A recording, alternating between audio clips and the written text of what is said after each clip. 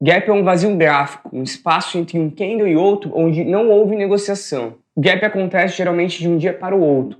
Pode ocorrer também no mesmo dia, mas é mais raro. Isso ocorre em papéis, geralmente quando sai alguma notícia muito impactante para a empresa e a bolsa tem que intervir, abrindo o leilão no meio do pregão para conter as ordens excessivas enviadas ao mesmo tempo. Já no índice no dólar, quase todos os dias eles abrem com gap, influenciado por notícias pelo mercado externo, como o mercado americano, petróleo, minério de ferro. Um gap acima de 500 pontos no índice já é considerado um gap grande. Muitas vezes vamos ver o índice abrindo acima de 900 pontos de gap. Já para o dólar, um gap considerado grande é acima de 15 pontos. O gap de abertura é o reflexo do ânimo dos investidores na abertura do dia, que reagem colocando as ordens muito acima ou muito abaixo do preço de fechamento do dia anterior. Temos que tomar cuidado quando abre com um gap muito esticado. Não quer dizer que o mercado abriu com um gap de alta que ele vai fechar em alta. Na verdade, o gap é uma região que atrai o preço. Há uma lenda que diz que a maioria dos gaps tendem a ser fechados, mas na verdade não saberemos se um gap irá ser fechado ou não. Existem 4 tipos de gaps que vamos estudar agora nos gráficos. Gap comum ocorre dentro de áreas de consolidação e normalmente é fechado em poucos dias ou até no mesmo dia.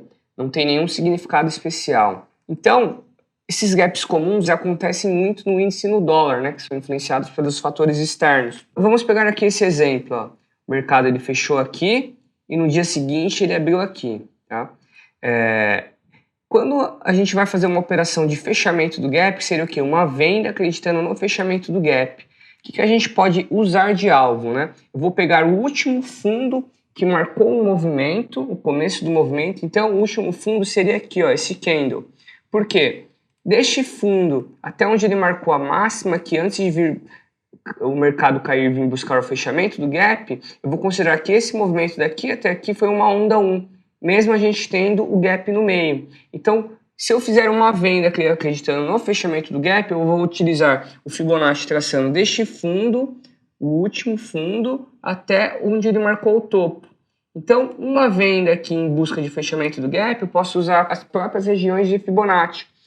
Primeiro alvo, segundo alvo seria o 50% e o último alvo, região de 61,8 de Fibonacci. Tá?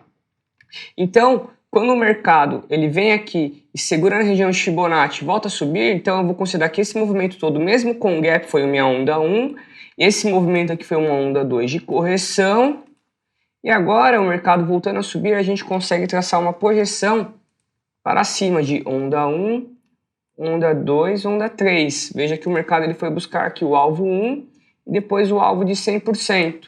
Então eu considerei que o gap ele fez parte da minha onda 1, tá? Outro ponto interessante para usar de alvo do Fibonacci é sempre a metade do gap. Então eu meço ali mais ou menos 50% do gap e posso usar como alvo final. Tá? Gap de fuga geralmente acontece no rompimento de um suporte ou resistência, principalmente no rompimento de consolidações ou de figuras. É o tipo de gap mais importante, pois ele dá início a um forte movimento direcional.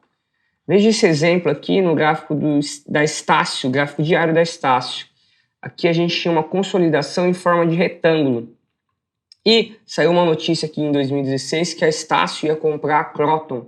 E aí o mercado abriu com um gap aqui desse dia para cá, um gap de 17%, 18%.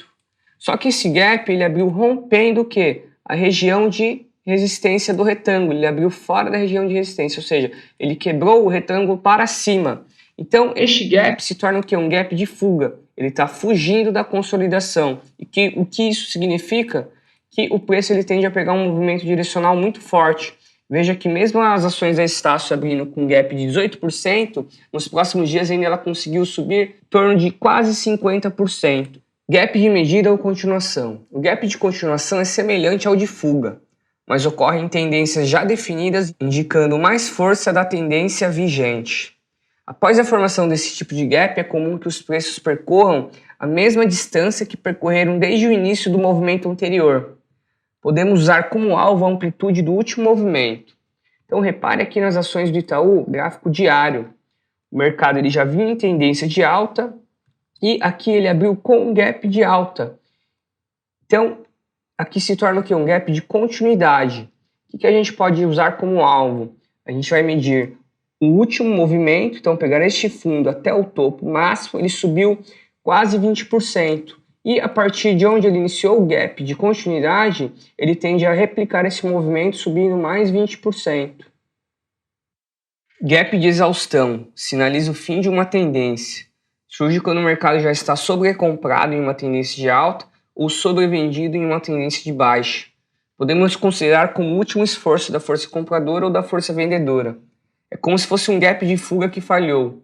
Ocorre um salto nos preços, mas logo essa janela é fechada e inicia-se um novo movimento na direção contrária. Então, repara que no gráfico da Petrobras, gráfico diário, ela vinha em um forte movimento direcional de baixa e quando ela perde a região de suporte através de um gap, seria o que? Um gap de fuga. Então, ela marca aqui o final de uma tendência, marcando o fundo e logo na sequência, preenchendo esse gap e revertendo a tendência. Então aqui se torna o que? Um gap de exaustão, um gap de fuga que falhou, após um movimento esticado, marcando o final da tendência.